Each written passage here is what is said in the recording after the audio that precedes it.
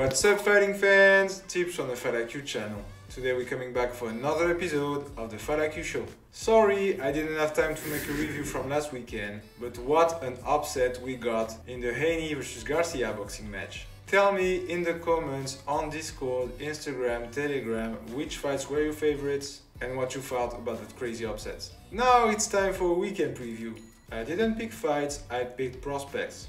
3 young and talented prospects that will perform this weekend and on who you want to keep an eye on in the future.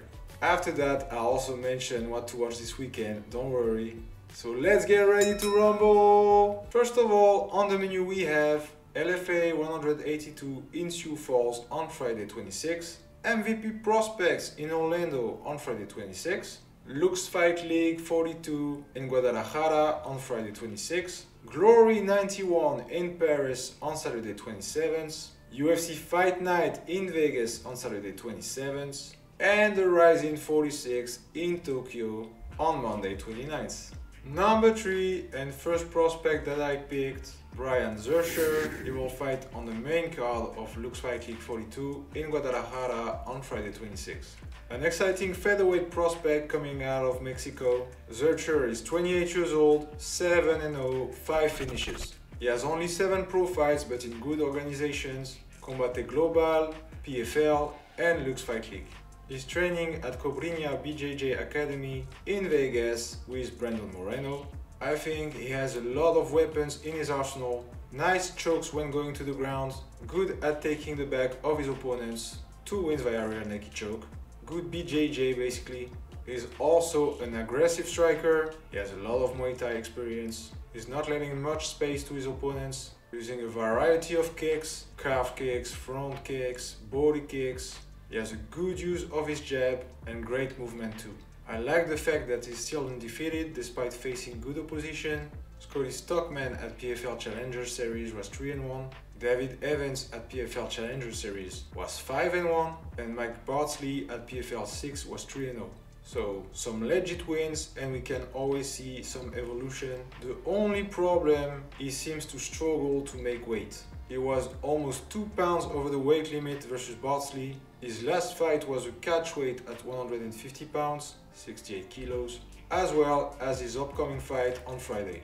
No disrespect to Angel Rodriguez, his next opponent, but I'm pretty sure Zurcher will get that one and with a finish. As soon as he will fix that weight issue, he could be a potential featherweight champ at Lux Fight League and a good addition to any of the big leagues. So be sure to watch him this weekend.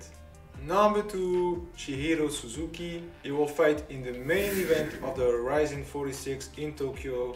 It will be Monday 29th for the featherweight championship. Only prospect on the list fighting for a belt and actually defending it. Suzuki is only 24 years old, but he has already 16 pro MMA fights, 12-3, 1 no contest, 6 wins by way of knockout. He has a lot of kickboxing experience and Muay Thai as well. He became pro at 18 years old and he fought for the Pancrase organization.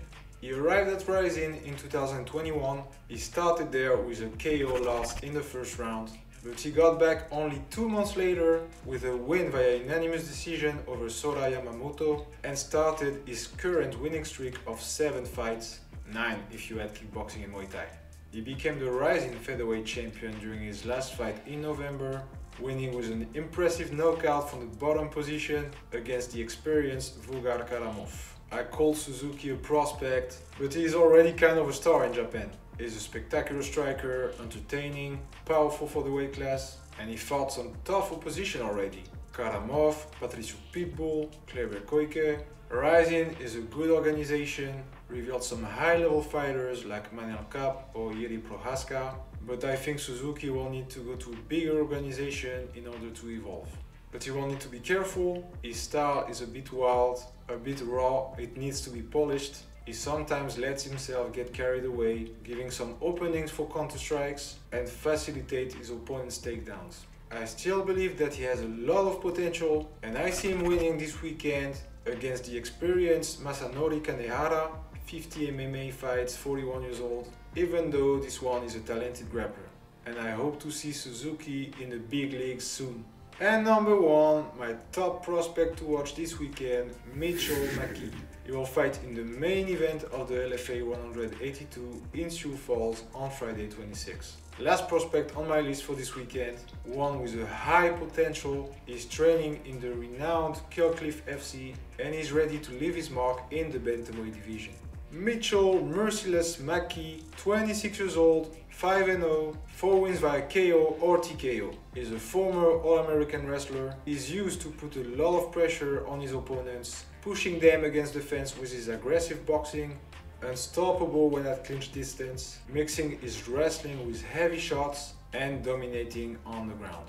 Funny thing, he might be the one that faced the less tough opposition in his young career, but he might also be the one to get to the big leagues faster. Indeed, 4 fights at LFA, 3 finishes, 1 main event with a dominating performance over the really good Sean McPadden, who was 6-1 at the time, and 1 fight at Bellator 2.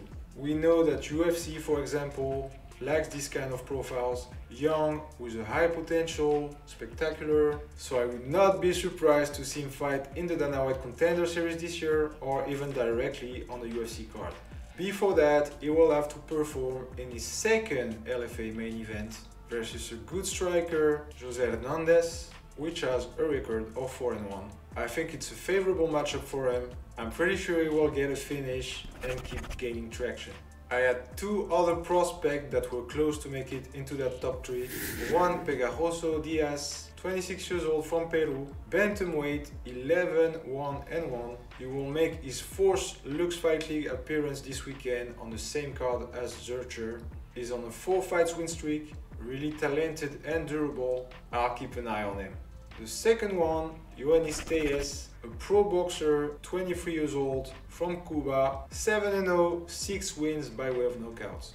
I think he's the future of the super welterweight division. He's a pressure fighter with a powerful right hand, good body shots. He will face his toughest test to this day, Joseph Jackson, 19-0, 15 knockouts, on Friday at MVP Prospects. Regarding this weekend's events, some interesting matchups at LFA 182 and at Lux Fight League 42, so I think it would be wise to keep an eye on it.